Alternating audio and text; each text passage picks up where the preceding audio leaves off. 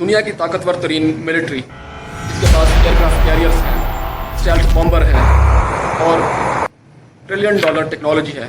لیکن یہ ساری چیزیں پھر بھی ایران کو نہیں ہرا پاتی ہیں۔ اس کا جواب صرف ایران کے میزائلز نہیں بلکہ ایران کا دفاعی نظام ہے، جس کے اندر چھپی ہوئی ہے ایران کی جیوگرافی، پالیٹکس، اکانومی اور ایران کی اسٹریٹجیز، جو کہ ایران کو انڈیفیٹیبل بناتی ہیں۔ اس ویڈیو کے آخر میں آپ لوگ یہ جان پائیں گے کہ کیوں ایران کے اوپر حملہ کرنا تو آسان ہے لیکن اسے ہرانا۔ دیکھیے، ایران کو اگر سب سے زیادہ کوئی چیز طاقتور بناتی ہے تو اس کی جیوگرافی ہے۔ اگر ہم اس کی جیوگرافی کی طرف تھوڑا نظر دوڑائیں گے تو ہم دیکھیں گے اس کے ایران کے بارڈرز کے آس پاس بہت بڑے بڑے پہاڑ ہیں اور ایک لمبا صحرا ہے، جو کہ ایران کو قدرتی طور پر محفوظ رکھتا ہے اور اس کے اوپر کوئی بھی ملک زمینی حملہ نہیں کر سکتا ہے۔ اب یہ اس طرح سے کہ کوئی بھی ملک جب اس کے اوپر حملہ کرنے کے لیے پہاڑوں کو کراس کرنے کی کوشش کرے گا تو وہ پہاڑ اس کے ٹینکس کو سلو کر دے گا، جو سپلائی چین سے وہ کٹ ہو سکتی ہیں۔ اس سے پہلے کہ وہ بڑے بڑے شہروں تک پہنچے، اس سے پہلے ہی ایران ان کے اوپر ڈرونز یا پھر میزائلز کے ذریعے سے حملہ کرنے کی صلاحیت رکھتا ہے۔ اس لیے کسی بھی ملک کے لیے ایران کے اوپر زمینی حملہ کرنا ایک ڈیزاسٹر ثابت ہو سکتا ہے۔ جیسے اس کی مثال ہم ہسٹری سے بھی لے سکتے ہیں، جیسے عراق نے 1980s کے اندر ایران کے اوپر حملہ کیا تھا اور 8 سالوں تک وہ لوگ جنگ لڑتے رہے، لیکن اس کا نتیجہ کچھ نہیں نکل پایا تھا۔ دیکھیے، اس سے بھی زیادہ خطرناک چیز جو ایران کے پاس ہے وہ ہے ان کی ڈی سینٹرلائز ملٹری، جو کہ الگ الگ گروپس کے اندر بٹی ہوئی ہے اور ان کا الگ الگ ایک ہیڈ کوارٹر ہے اور وہ ساری آزادانہ طور پر موو کرتی ہیں۔ اور دیکھیے، عام طور پر کسی بھی ملک کی ملٹری کا ایک ہیڈ کوارٹر ہوتا ہے اور ان کی ملٹری اس ہیڈ کوارٹر سے کمانڈ حاصل کرتی ہے اور آگے موو کرتی ہے، اور اگر آپ اس ہیڈ کوارٹر کو تباہ کر دیتے ہو تو آپ ان کی ملٹری کا پورا کنٹرول لے سکتے ہو۔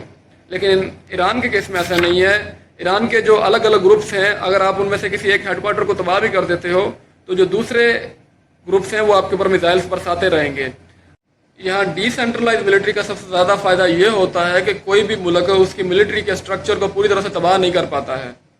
اب ہر کوئی ملک ڈی سینٹرلائز ملٹری کیوں نہیں رکھ لیتا؟ دیکھیے، کوئی بھی ملک اپنی ملٹری کو اپنی اکانومی، اپنے دشمن اور اپنی جیوگرافی کے حساب سے ڈیزائن کر کے رکھتا ہے۔ کچھ ملکوں کے پاس تو ان کی ملٹری ہوتی بھی نہیں ہے اور وہ اپنی اکانومی کے اوپر زیادہ فوکس کر رہے ہوتے ہیں۔ اسی طرح سے ایران نے اپنے آپ کو اس طرح سے تیار کیا ہے کہ کوئی بھی ملک اسے پوری طرح سے ہرا نہ سکے اور ایران اپنی رجیم کو ہمیشہ محفوظ رکھ پائے۔ اب یہ ڈی سینٹرلائز ملٹری بھی ایران کا سب سے بڑا ایڈوانٹیج نہیں ہے۔ ایران کے پاس ایک ایسی چیز ہے جسے ایران کہتا ہے ریولوشنائزڈ رجیم، یعنی کہ ایسی حکومتی نظام جو کہ ریولوشن سے پیدا ہوئی ہے اور شریعہ لاء کے اوپر چلتی ہے، جس سے عوام بہت زیادہ ایموشنلی کنیکٹڈ ہے اور وہ بہت زیادہ اسے سپورٹ کرتے ہیں۔ اس کی مثال ہم یہاں سے لے سکتے ہیں کہ جیسے جب امریکہ ایران کے اوپر حملہ کر رہا تھا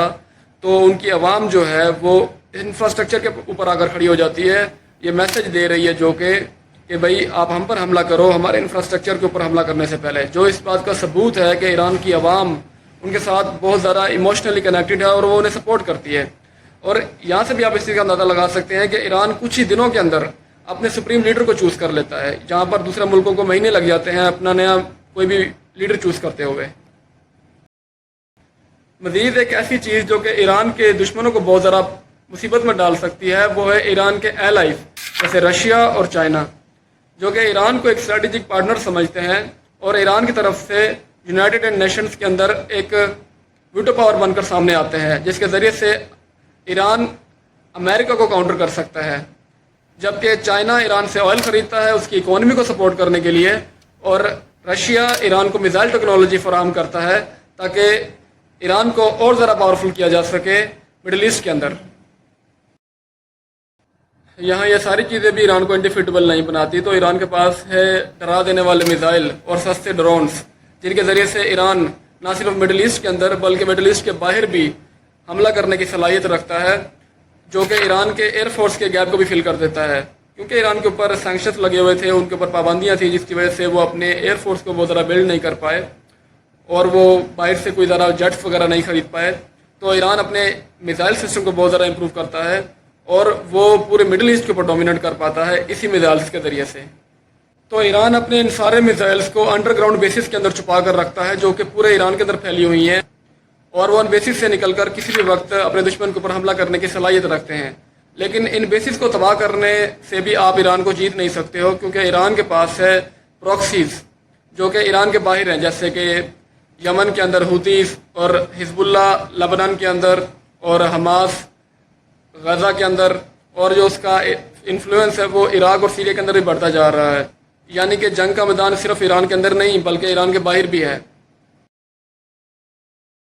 اب یہاں تک بھی چیزیں ختم نہیں ہوتی تو ایران کے پاس ایک ایسی چیز ہے جو کہ ورلڈ پاور امریکہ کو بھی پریشرائز کر سکتی ہے، جو کہ اسٹریٹ آف ہارموز ہے. اگر ایران اسٹریٹ آف ہارموز کو بند کر دیتا ہے تو پوری دنیا اس سے پریشرائز ہو سکتی ہے، اور امریکہ جیسا ملک بھی اسی وجہ سے ایران کے اوپر حملہ کرنے سے پہلے 4 بار سوچ لیتا ہے.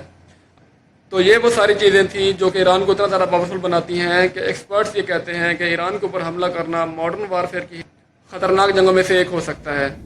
اسی لیے ہمیشہ طاقتور ملک جیتتا نہیں ہوتا،